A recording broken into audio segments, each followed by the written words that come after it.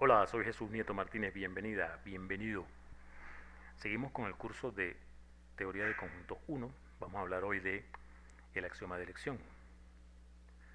Como introducción al tema, recordemos que anteriormente habíamos visto que si todo conjunto se puede bien ordenar, entonces para cualquier conjunto A, esto es un cardinal, la cardinalidad de A.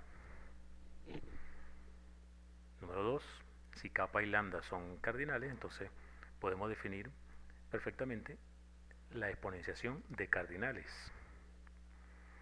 Y podemos caracterizar el significado de este símbolo. Recuerda que esto significa que existe una función inyectiva de A en B. Podemos caracterizarlo con funciones sobreyectivas en lugar de con funciones inyectivas. Existe una función de B en A sobreyectiva, es equivalente a que exista una función de A en B inyectiva. Todo esto se puede hacer siempre que cada conjunto admita un buen orden. Un problema relacionado con esto es el siguiente. Dado un conjunto A y una familia de subconjuntos de A, si esa familia es numerable y cada miembro de esa familia también es numerable, cierto o falso, la unión de esa familia también es numerable. Si has visto algún curso de análisis, evidentemente que habrá demostrado que unión numerable de conjuntos numerables es numerable, pero el argumento que se usa en la demostración lleva alguna versión del axioma de elección. En general, si kappa es un cardinal infinito y la familia tiene cardinal menor o igual que kappa y cada miembro de esa familia también tiene cardinal menor o igual que kappa, verdadero o falso, la unión también tiene cardinal menor o igual que kappa. Bueno, para analizar esto, fíjate que si admitimos que todo conjunto se puede bien ordenar, fijando el cardinal infinito kappa, la situación se puede analizar sin pérdida de generalidad, suponiendo que la familia es no vacía, ya que si es vacía, la unión simplemente es vacío, entonces el cardinal evidentemente es menor que kappa. Y tampoco se pierde generalidad, suponiendo que el vacío no está en la familia, porque el hecho de que esté o no en la familia no influye en la cardinalidad de la unión. Así que supongamos que es no vacía, y que la familia es no vacía y que el vacío tampoco está en la familia. Si suponemos que la familia tiene cardinal menor o igual que kappa, es equivalente entonces a que existe una función sobreyectiva de kappa en f. Digamos que esa función es f minúscula. La hipótesis de que cada miembro de la familia tiene cardinal menor o igual que kappa es equivalente a esto. Para cada x hay una función g sub x de kappa en x que es sobreyectiva. Y si, como estamos suponiendo que todo conjunto se puede bien ordenar, en particular el conjunto de las funciones que van de kappa en la unión de f, lo llamamos S, ese conjunto lo podemos bien ordenar. Supongamos que tenemos un buen orden allí y vamos a definir para cada alfa menor que kappa una función denotada como g sub alfa, y es tomar de todos los elementos en S, todas las funciones que van de kappa en la unión de f, aquellas cuya imagen sea exactamente f de alfa. Recuerda que f, la familia f, todo miembro de la familia f es imagen de algún kappa. Por el punto número 3, para cada x hay una función cuya imagen es ese x. Entonces, de todos ellos agarramos, si ese x es la imagen de alfa, entonces agarramos el mínimo de todas esas g, considerando el buen orden que hemos establecido en ese. Como ese está bien ordenado, podemos tomar el mínimo de todas las funciones que cumplen con esta característica. Bueno, si cumple con esa característica significa que es sobreyectiva, ¿no? O sea, la imagen G sub alfa, como va de kappa en f de alfa y f de alfa es toda la imagen de esa función, cada una de esas funciones es sobreyectiva. La idea es construir una función de capa por capa en la unión de f y ver que esa función sea sobreyectiva. De allí concluiríamos que el cardinal de la unión es menor o igual que el cardinal de capa por capa, que como vimos en el video anterior es capa, y habríamos terminado. ¿Cómo vamos a definir la función h? Bueno, h aplicado a una pareja alfa beta va a ser así. Recuerda que f de alfa es un elemento, un miembro de la familia f, sería uno de los x. Entonces se tiene una g asociada, la imagen es el f de alfa. Esa función g sub f de alfa la aplicamos a el beta que aparece como segunda coordenada. Así como está definida es sobreyectiva, vamos a verificarlo. Tomando un elemento a aquí, hay que ver cuál pareja alfa beta tiene a ese elemento como imagen. Digamos que el elemento es a. Que a esté en la unión significa que a pertenece a x para algún x que esté en f. Dado ese x en f, como la función f minúscula es sobreyectiva, dado el x aquí, existe un alfa cuya imagen por f es x. Fijemos ese alfa. Ese va a ser nuestra primera coordenada de la pareja que corresponde. Y ahora para conseguir el beta, fíjate lo que tenemos. El f de alfa es x. Vamos acá. F de alfa es x. Significa que como la función g sub alfa, que va de capa en f de alfa, es sobreyectiva, para cualquier elemento que yo agarre aquí, hay una preimagen. ¿Cuál elemento agarramos aquí? El elemento a. A que está en x, que es f de alfa. Ese a es imagen de alguien por g sub alfa de a. Entonces fijemos ese alguien, lo llamamos beta. Él es, al aplicarle g sub alfa a beta, nos da a. Fijamos ese beta. Entonces esa pareja alfa beta, ¿qué pasa si tú le aplicas h? H de alfa beta es g sub alfa de beta, pero g sub alfa de beta es lo mismo que g sub f de alfa de beta, que es h de alfa beta. Tendríamos esto, con eso h es sobreyectiva, y aprovechando que el cardinal de capa por capa es capa, tenemos una función sobreyectiva de aquí a acá. El cardinal de este es menor o igual que el cardinal de este es menor o igual que capa. Hemos resuelto el problema suponiendo que todo conjunto se pueda bien ordenar. Entonces es bien importante este criterio. Si todo conjunto se puede bien ordenar, se pueden resolver una cantidad de situaciones, como el hecho de que unión numerable de conjuntos numerables es numerable, y los que mencionamos al principio. Ese principio, valga la redundancia, se llama el axioma de elección. La versión que hemos estado usando es esta: todo conjunto se puede bien ordenar, y esa es la versión de Zermelo. Vamos a denotarla como AE por axioma de elección, pero con esta crucecita aquí para diferenciarlo de la versión que vamos a considerar la oficial del axioma de elección en este curso. Pero ¿por qué se llama elección? ¿Por qué se llama axioma de elección? El principio lo que dice es que todo conjunto se puede bien ordenar, pero ¿qué tiene que ver eso con elegir, con elección? Mencionemos entonces un par de conceptos que tienen que ver con elegir. Dada una familia de conjuntos no vacíos, vamos a decir que es un conjunto de elección para esa familia si intersecta a cada miembro de esa familia en un solo objeto. Eso es un conjunto de elección.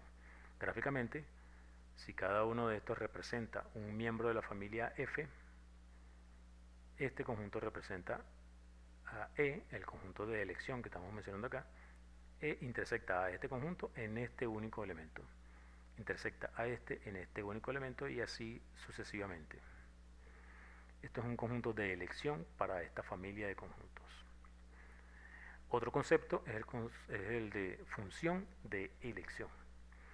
Dada una familia como antes, una función es una función de elección si su dominio es f, y para cada miembro de f su imagen es un elemento de x. Gráficamente, x, y, z, t son miembros de la familia f. G de x es un elemento de X, G de Y es un elemento de Y, G de Z, un elemento de Z, etc. Esta función G lo que hace es elegir un elemento de cada miembro de la familia. Eso es lo que es una función de elección. Con este par de conceptos podemos enunciar el axioma de elección de diferentes formas. Vamos a ver que son equivalentes. La versión de Zermelo del axioma de elección, que es que todo conjunto se puede bien ordenar, con esta que vamos a considerar la versión oficial del axioma de elección. Toda familia de conjuntos no vacíos tiene una función de elección. La número 3, toda familia disjunta de conjuntos no vacíos tiene un conjunto de elección. Esa es la diferencia con la de arriba. Aquí es función, aquí conjunto. Aquí es una familia en general, aquí es una familia disjunta. Y el último serían dados conjuntos A y B, o bien A se puede inyectar en B, o bien B se puede inyectar en A. Estos cuatro enunciados son equivalentes, cualquiera de ellos se puede tomar como axioma de elección. Vamos a verificar que el primero es equivalente al segundo. Veamos que si todo conjunto se puede bien ordenar, entonces toda familia de conjuntos no vacíos admite una función de elección. Vamos a, dada la familia, tomemos la unión, eso es un conjunto, lo podemos bien ordenar por hipótesis, digamos que R es el buen orden, es la relación que la bien ordena, entonces vamos a definir la función G, que al aplicársela a un miembro X de la familia, lo que calcula es el mínimo de X con respecto a la relación R, es el R mínimo de X. Esa función a cada elemento de X le asigna, a cada elemento X de la familia F le asigna un elemento de X que es el mínimo. Eso es una función de elección para F, así que esta implicación es muy sencilla. Utilizamos el hecho de que cualquier conjunto se puede bien ordenar, lo usamos en particular para la unión y con eso tenemos una función de elección. Ahora vamos con el recíproco. El axioma de elección implica la versión de Zermelo. Dado un conjunto, tenemos que ver que se puede bien ordenar. Lo que tenemos que hacer es agarrar una familia adecuada y de esa familia considerar una función de elección. La familia es todos los subconjuntos de A no vacíos. Consideramos una función de elección para esa familia y vamos a fijar el cardinal de Hartogs de A. Vamos a llamarlo kappa.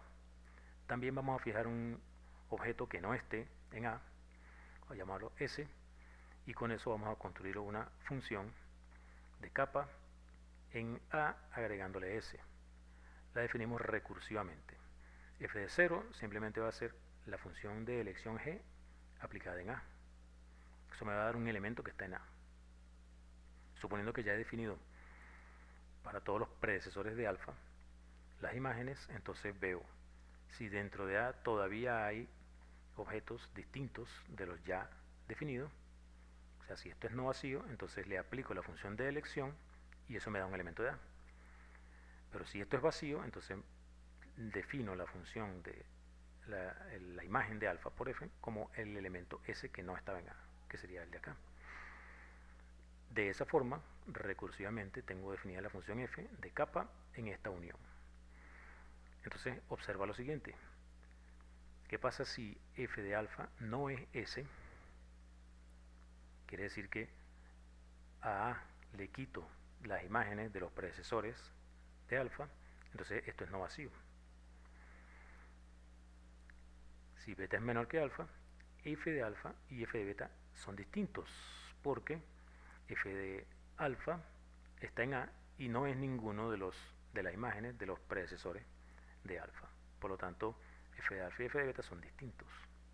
Entonces, esto ocurre siempre que F de alfa no sea S. Para todos los predecesores, F de alfa es distinto de F de beta. Por definición, kappa, como es el cardinal de Hartogs, kappa no se puede inyectar en A. Es decir, que esta función no puede ser inyectiva si tú la ves dentro de A nada más, sin considerar esto. Por lo tanto, tiene que haber un alfa, por lo menos un alfa, en el que la función lo va a mandar a S. no pueden ir todas acá porque si no tendríamos que la función es inyectiva por este punto. Y no puede haber una función inyectiva de aquí para acá porque kappa es el cardinal de Hartogs. Entonces, siempre va a existir un alfa cuya imagen es S. Bueno, tomemos de todos esos alfa, todos los alfa para los cuales la imagen da S, tomemos el mínimo, que tiene esa propiedad. Entonces, F restringida a alfa va evidentemente de alfa, pero la imagen es A. Y ahora esta función es biyectiva. Tenemos una biyección entre alfa y A. Es decir que A se puede bien ordenar con el mismo orden de alfa. Tenemos entonces que cualquier conjunto se puede bien ordenar. Para eso utilizamos el hecho de que esta familia tiene una función de elección. 1 implica 2. Tenemos entonces 1 es equivalente a 2. Veamos ahora que 1 es equivalente a 4. O sea que si todo conjunto se puede bien ordenar, entonces dado A y B cualesquiera, entonces uno se puede inyectar dentro del otro. Esta es muy sencilla. Dados conjuntos A y B, como se pueden bien ordenar, bueno, los bien ordenamos, y una vez que están bien ordenados, esto es un cardinal y esto es un cardinal, así que son comparables. Por lo tanto ocurre esto u ocurre esto. Pero esto es equivalente a que hay una función inyectiva de A en B, y esto es equivalente a que hay una función inyectiva de B en A. Entonces ocurre una de las dos. 1 implica 4. Ahora, en el sentido opuesto, dado un conjunto A, tenemos que ver que se puede bien ordenar. Tomemos el cardinal de Hartogs de A como kappa. No se puede inyectar en A. Por 4, A se puede inyectar en kappa. Bueno, pero entonces A se puede bien ordenar y de hecho me va a quedar que el tipo de orden de A es un segmento inicial de kappa. Así que 1 sí, solo sí, 4 es muy sencilla, por eso pusimos esta aquí primero. Vamos a ver que 2 y 3 son equivalentes. Dada una familia de conjuntos no vacíos, construimos una nueva familia disjunta. Esta flecha está al revés por lo que veo acá. O sea, dada una familia, yo quiero encontrar una función de elección. O sea que estoy suponiendo que toda familia disjunta tiene un conjunto de elección. Entonces esto está al revés. O sea, aquí lo que voy a demostrar es que 3 implica 2. Dada una familia de conjuntos no vacíos, quiero construir una función de elección, suponiendo que toda familia disjunta tiene un conjunto de elección. Entonces tengo la familia en general, construyo una familia disjunta, tomo un conjunto de elección, pero ese conjunto de elección es un conjunto de pares que por definición de conjunto de elección es una función. Este conjunto es una función de elección para f, es muy sencillo. Repito, esto está al revés. Aquí lo que está demostrado es que 3 implica 2. Y ahora vemos que 2 implica 3. Si esto está al revés, seguramente que esto también está al revés. Sí, esto está al revés. Ahora consideramos una familia disjunta y vamos a buscarle un conjunto de elección. Bueno, dada una familia disjunta, consideramos una función de elección que existe para cualquier familia, en particular para una disjunta. Para f tenemos una función de elección. ¿Cuál va a ser el conjunto de elección? Bueno, simplemente las imágenes. Es muy sencillo. Esto es un conjunto de elección para la familia disjunta. Entonces, están al revés estas flechas, repito, así que cuidado con esto. Pero está demostrado que 2 y 3 son equivalentes. En resumen, hemos visto que la versión de Zermelo del axioma de elección, es decir, el principio de buena ordenación, todo conjunto se puede bien ordenar, es equivalente a que toda familia de conjuntos no vacíos tiene una función de elección. Toda familia disjunta de conjuntos no vacíos tiene un conjunto de elección y dados dos conjuntos, uno está dentro del otro, A se puede inyectar en B o viceversa.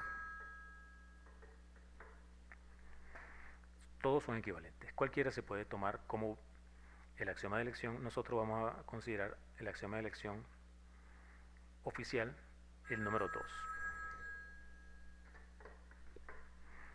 Dejemos entonces hasta acá este video. Soy Jesús Nieto Martínez. Hasta el próximo.